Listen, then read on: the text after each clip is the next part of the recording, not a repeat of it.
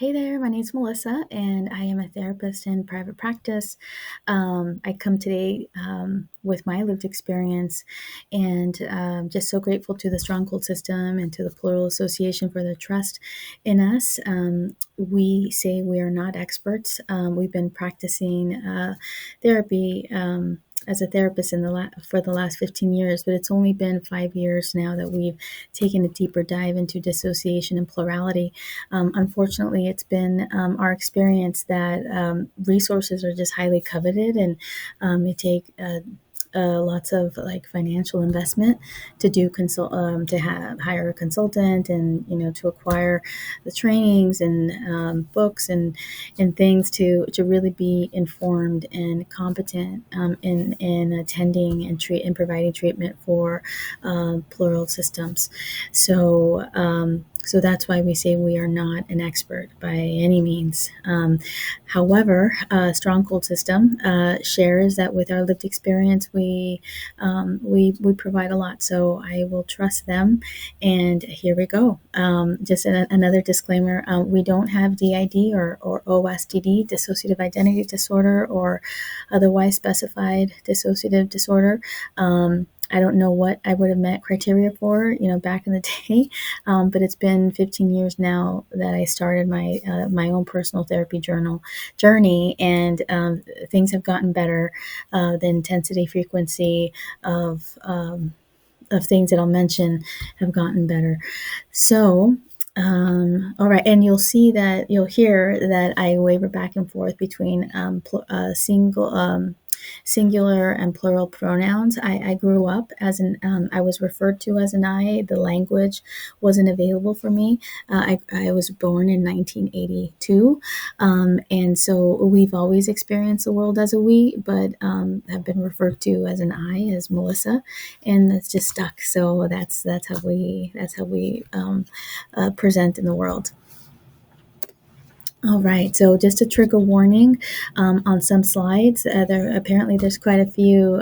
Strong Cold System was very attentive and thoughtful and conscientious, and encouraged us to just be careful. We never know what will be triggering, and so there will be a verbal warning and some description of what might be triggering on some slides. So please do whatever you need to do to take care of your system, whether it's stop the video, lower the volume, step out.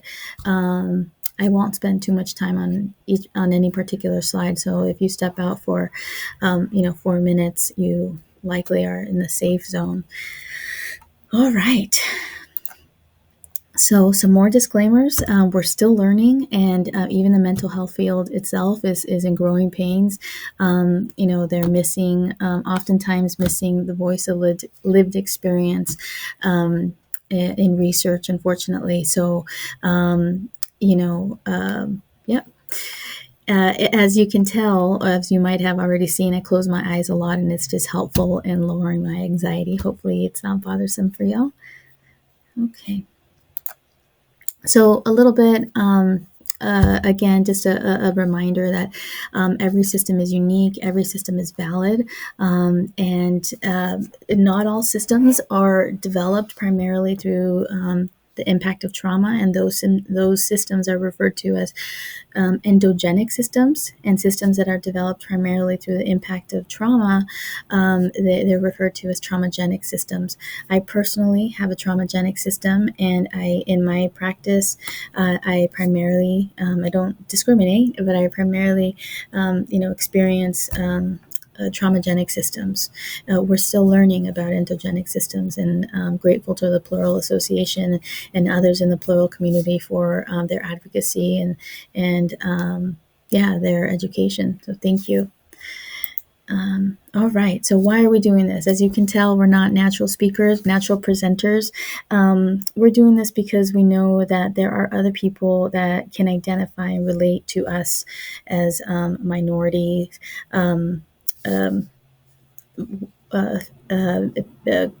Minority person with anxiety. This isn't easy for us, but I just want to show y'all that you can do it.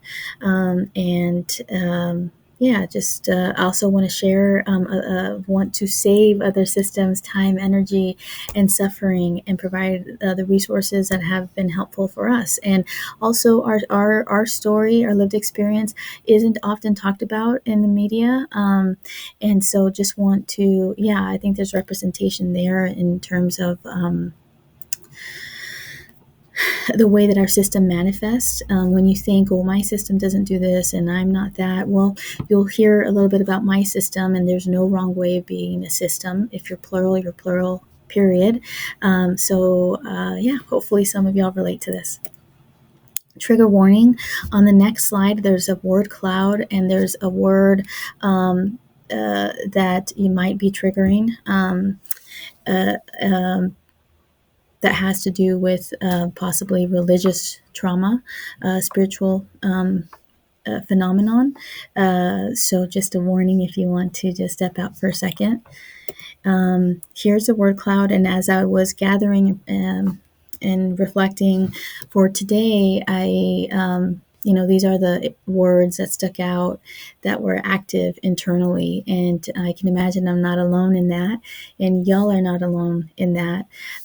So yeah, all of this feeling like an imposter, feeling not good enough, feeling ashamed, certainly always feeling like I'm not normal, and that I don't belong in any particular community, that I'm faking it, making things up. There's, part of me, I can imagine that's probably just the messaging, coming forward. But the reality is that I'm not making things up. These things have happened, and I do have a system. I can't deny that. And I do belong to the plural community. It's a community that I have felt most belonging in. Thank you to the Plural Association for the community that you have built, and for the resources that you have provided. We certainly have found them incredibly helpful and validating. Okay, on to the next trigger warning. There will be another word cloud with potentially triggering words of discrimination that involve discrimination, religious trauma, cultural traumas, gender and sexual identity traumas. So again, do whatever you need to do to take care of your system.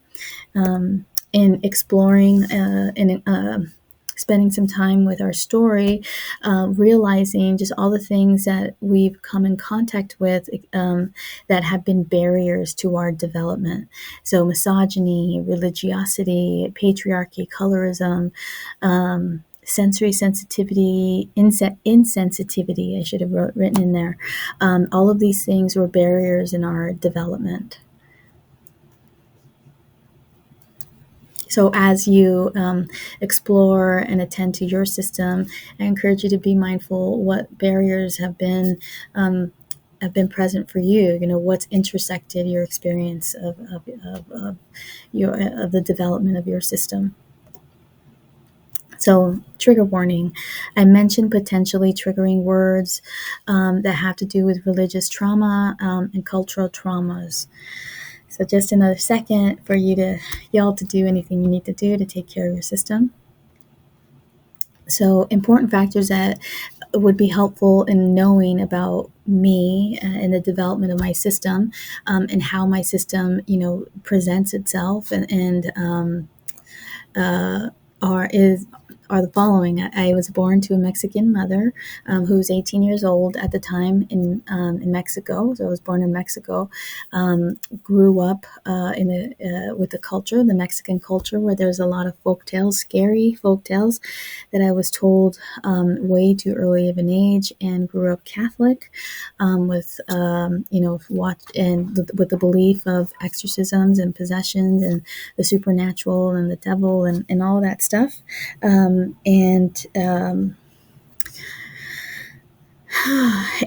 epigenetics meaning that there was lots of adversity while I was in my mother's womb. Rejection, criticism my mother experienced because I was born out of wedlock. My loving grandmother Coco, my maternal grandmother, I experienced her as loving, and my mother heard my grandmother tell her that she was basically tainted, that no one was going to want her now, that she, was not a virgin anymore, and had a daughter out of wedlock. So, all of that was happening while I was, in her womb. So that wasn't ideal. And generational trauma, my mom with her own trauma, my grandmother, and so on. Trigger warning. Again, more on religious trauma and cultural traumas. Okay. So the way that my symptoms presented at the time, with visual hallucinations. So there was a lot of symbolism in my internal experience, and it needed to be that way. My understanding of systems is that they are incredibly adaptive, and they develop in a way that is going to make sense to your environment and your culture and the context, and in whatever way is going to be most beneficial to use at the time that it's occurring. So my system internally was incredibly freaking scary, to say the least. I felt haunted, and I could have sworn that I was, I was going to be possessed at some point in time, and constantly fearing, the supernatural. So lots of paranoia and, visual, internally and externally. And it makes sense to me now why it manifested this way. My mother, related to me. She brought priests to the home, and educated me on Catholic religion, and there was closeness between us because my symptoms manifested this way. And it was necessary for them to manifest this way. I was so preoccupied with being possessed and the supernatural, and so incredibly fearful that attention was taken away from the crap that was happening and the suffering that was happening. I didn't have a lot of resources at the time, so I would have felt more alone, more isolated, and depressed rather than anxious. It was beneficial for me to be an anxious, frantic person, because at least I was productive. As we know with depression, it could be incredibly debilitating. So is anxiety.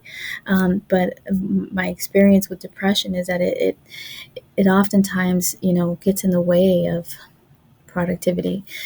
So it was necessary for me to be incredibly active, and my fears kept me incredibly active.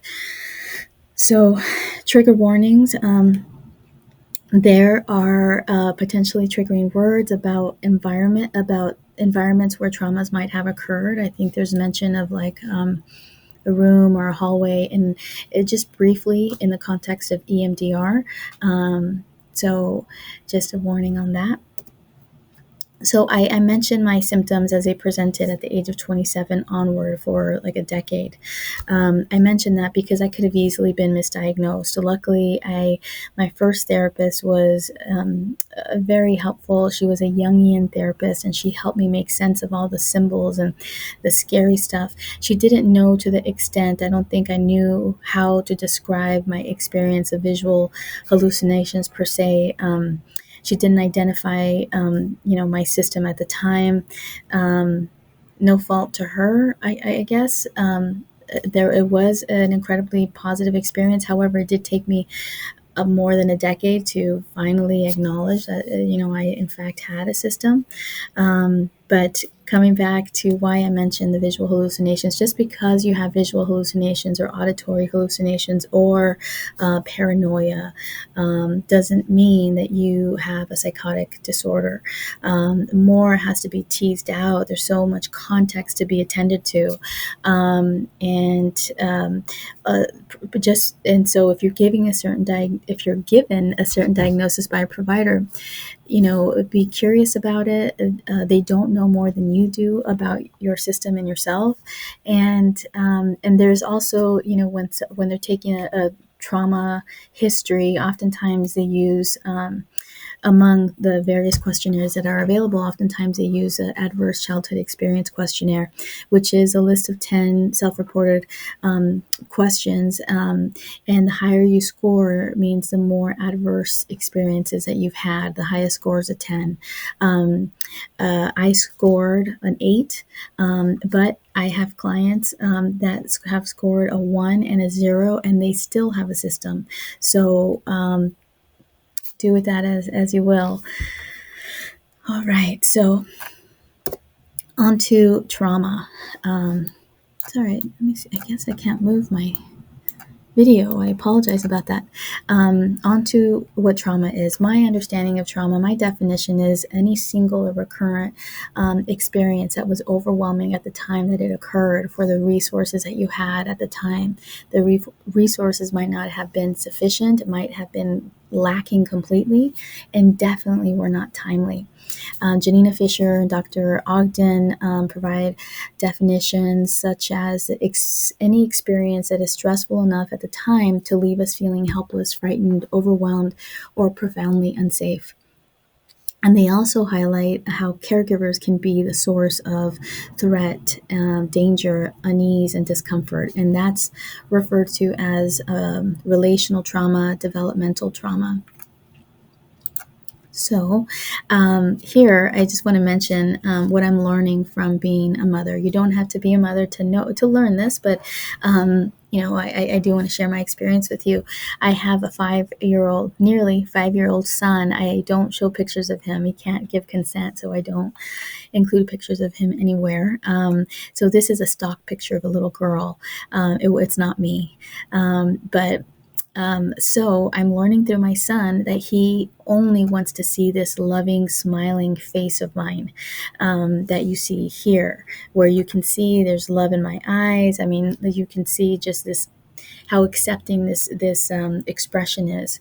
When I redirect my son, it's my job as a parent to guide and protect him, and sometimes there has to be some redirection. I do it in this tone and at this pace, but there probably are changes in my facial muscles. I certainly don't have this smiling face.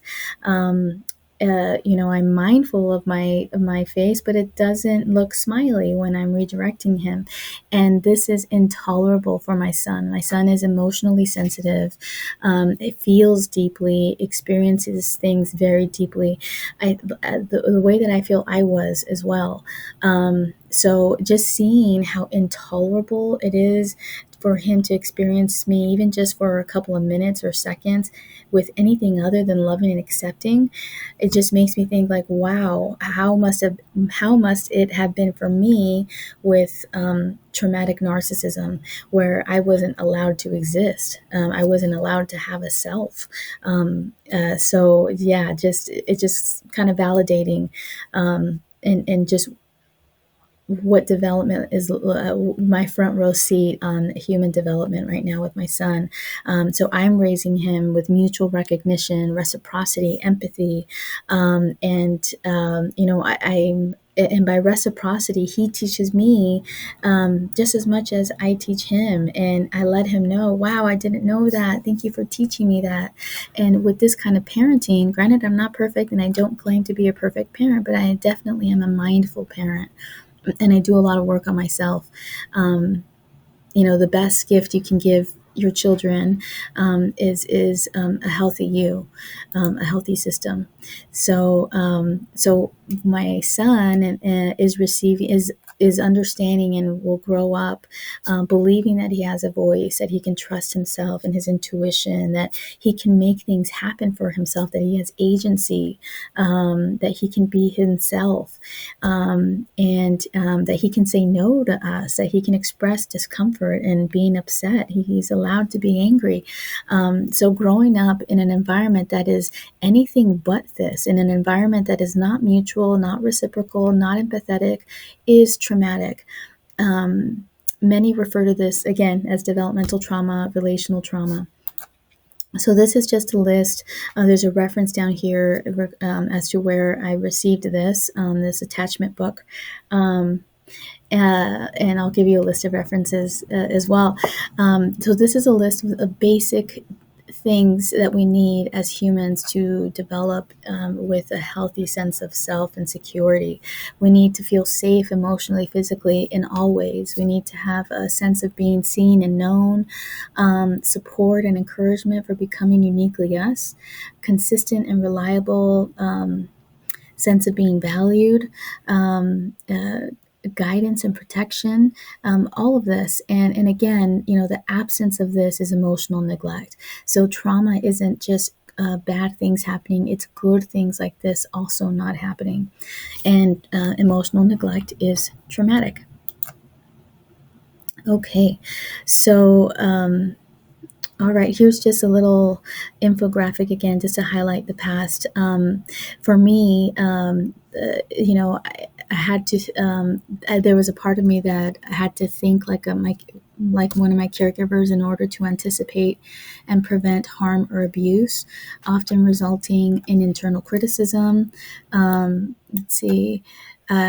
I believed that I had to be perfect and couldn't make mistakes. I couldn't ask for help. And so if you can't ask for help, then you're expected to know it all. Then you're basically, navigating the world without any guidance. And that is cruel. That's incredibly cruel. Children, teenagers, young adults require guidance. Looking back at being even 19, 20, and 21 years old, if I would have had the guidance that I'm hearing some of my colleagues provide for their children about what to expect at parties and how to navigate, the opposite sex or a romantic interest, and how to set boundaries, gosh, so much suffering. Um, I would have been protected from so much suffering. So we are not meant to navigate the world alone. We require assistance and support and guidance and nurturing. So without those things, then our system is overwhelmed, completely overwhelmed, and adaptive responses are developed. And these often are the adaptive responses that I have experienced myself, and that I see with my clients: fight, flight, freeze, fawn, shut down, collapse, and attachment cry. Um, our nervous system is meant to respond to two things: to threat, because it needs to keep us safe, keep us surviving, and to connection. And so if your nervous system detects anything in the present environment that has been threatening and dangerous, emotionally, mentally, physically, otherwise, it will respond by any one of these ways. And I won't get into each of the responses. You'll have access to these slides. Fight, flight, freeze, fawn, shut down, collapse, attachment seeking. And Katarina Lundgren, she developed this wheel of tolerance, as opposed to the window of tolerance by Siegel, because it's possible for especially plurals to be in more than one nervous system state. You can experience a fight at the same time that you're experiencing flight, and freeze, so you can be blended. This is my adaptation, but if you want to learn more about Katarina Lundgren and the Wheel of Tolerance, this is where you can go. The Institute of Creative Mindfulness has a course on the Wheel of Tolerance, and this is Katarina's information. And since we're talking about resources, again, coming back to Language Matters, Power to the Plurals has an incredible website full of resources. Wherever you are on your system care and management and discovery, there is a resource for you, whether it be a blog, a video, an article, infographics. I made this to just, it's a little smaller than the one that's provided on Power to the Plurals, but it's adapted. It's exactly, their language. They give us language. We don't oftentimes have the language, and so it's nice to have language to give name to what one's experiencing. And coming back, yeah, I think I might have mentioned that. All right, so trigger warning. There will be mention of potentially triggering words and having to do with religious trauma, cultural trauma. So again, please take good care of your system. All right, here we go. So, coming back to, coming back to one of my parts that has had the most clear-cut identity, which is the exorcist girl. My therapist did something incredible, and I'll share a slide about my therapist in just a minute. She engaged me in a session where she invited my exorcist girl to she engaged with her directly and said to her, "I'm so sorry that you've had to wear a costume, this very scary costume. I'm so sorry that your hair is in your face and that you're having to look this way." And my understanding is that she looks this way because this is she comes from what I experience, and so I experience these movies, these stories, and so she's influenced by those images, and so that's what she looked like. But now my therapist was giving us the opportunity to use our imagination and give her the identity and the presentation that she wants. And so my therapist welcomed her to change her clothes if she wanted to in her own ways, to wash and clean her hair if she wanted to. And with this care and kindness and exploration, there was a transformation. She turned into a beautiful 4-year-old little girl that I was. Gosh, that was just thinking about it, it was one of the most important parts of my journey. And I'm so grateful to Alejandra for that. Occasionally, she'll still transform back to the exorcist girl when there are triggering things in the environment that I haven't completely attended to or haven't completely healed. You don't have to heal every trauma to make progress, but there are still things that she's protecting, and she'll revert back to her original self. But with attention and kindness and collaboration, there is that alternative that she can come back to that we have, and so we're so grateful for that. Another trigger warning. There's a brief, small, scary image of the main character in the Exorcist movie. This is shown because she's part of my system. So this is probably one of the scariest slides of all. There's a picture of her. I put like a blue dot around her eye so that it wouldn't be so scary. It was hard for me to even look at this picture. So I'll show it as briefly as I can, but I just wanted to give you a picture of what it looks like internally for us. So this is me. My adult self is a one that has all of the tools that can navigate the world and the responsibilities that I have as an adult, as a mother, therapist, sister, so on and so forth, wife, partner. And so my younger parts are less resourced. And so she's there, and then there's my 4-year-old that looks, like my 4-year-old, and my angry 15-year-old self, a 2-year-old me, a baby me. Every time that there's a baby me, there's like a black cloud. I think this black cloud is a holder of early traumatic experiences that I just don't have access to, and I'm okay with that. Your system will reveal things in time when they feel like you're ready to tolerate them and attend to them, and maybe it's not necessary. So your system certainly knows, and we'll get into collaboration with your system in just a minute. So that slide is over. We're on to a new slide, a picture of my beautiful therapist, Alejandra, beautiful inside and out, Alejandra Trujillo. Yes. So I sought her out. I had a consultation with my EMDR consultant, but Patricia Torres, and an amazing consultant, by the way. But I was seeking referrals to start my therapeutic journey again. I had it on pause, and I requested a Latina therapist. And Alejandra has made a world of difference in my life. There was rejection of my culture. My mother and I have a great relationship now, and she's done incredible work on herself, and I'm so grateful for that.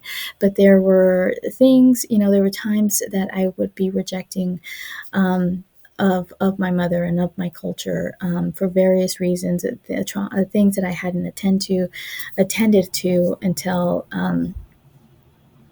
now. So Alejandra has been so helpful in helping me directly address those things, and therefore there's been more of like embracing of my culture. I think what happened is that for a decade I focused on the harm I experienced through traumatic narcissism of a caregiver, and that required a lot of time and energy, and I had never attended to what I experienced with my mother, where I felt that there was lack of protection. There is I can't get more into that. Unfortunately, Dr. Adrian Fletcher, gave a talk at the Healing Together conference and talked about disclosure and how important it is to be mindful about everything that you need to support yourself through disclosure. And unfortunately, I'm not at a place where I can fully disclose. So um, we'll just have to leave it at that. And that's something to be mindful of as well as a system. If you can access Dr. Adrian Fletcher's talk on disclosure, Dr. Jamie Marich also talks on disclosure, and the Garden System speaks on disclosure, which is a very important piece in your plural system journey. So on to the next slide. What's helped me better understand and embrace my system? So, self-compassion has been instrumental, and mindfulness has been instrumental. And I'll share a little bit about mindfulness in a bit. But when I am self-critical, I look at this collage of all the little me's, and I think to myself, I don't want to be mean to them. They don't deserve it. They've experienced so much of it. The last thing they need is to get that from me as well, adult me. So this collage is instrumental in that way, and I encourage my clients to also make a collage of their little ones. All right. So blending. This happens less frequently, and the duration when it does happen is also shorter. Um, uh, uh, and luckily, I have practices now that I put into place to help me, ground my system again.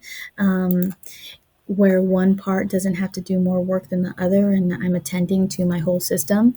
And so, well, let's get into some of those practices. And one of those practices is literally moving about in the world in a slower pace. On this presentation, there probably wasn't a lot of that because of just the natural anxiety that I have in doing something like this, but I literally move slower, walk slower, talk slower, to the best of my ability at any given time. And that's a way for me to let them know that it's okay. I am aware of us. I grew up in an environment where I was just having to go, go, go and be productive. So moving slowly is so healing and so powerful. Mindful breathing. I literally hate when providers, try to teach me how to breathe, because breathing has been such an issue for us. We have always struggled with our breaths.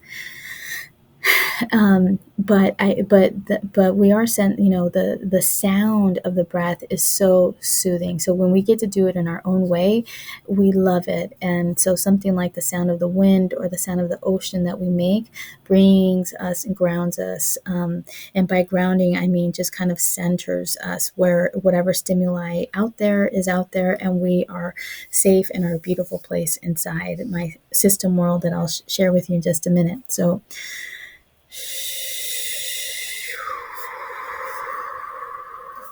sounds like that are just, beautiful for us. Now, trigger warning.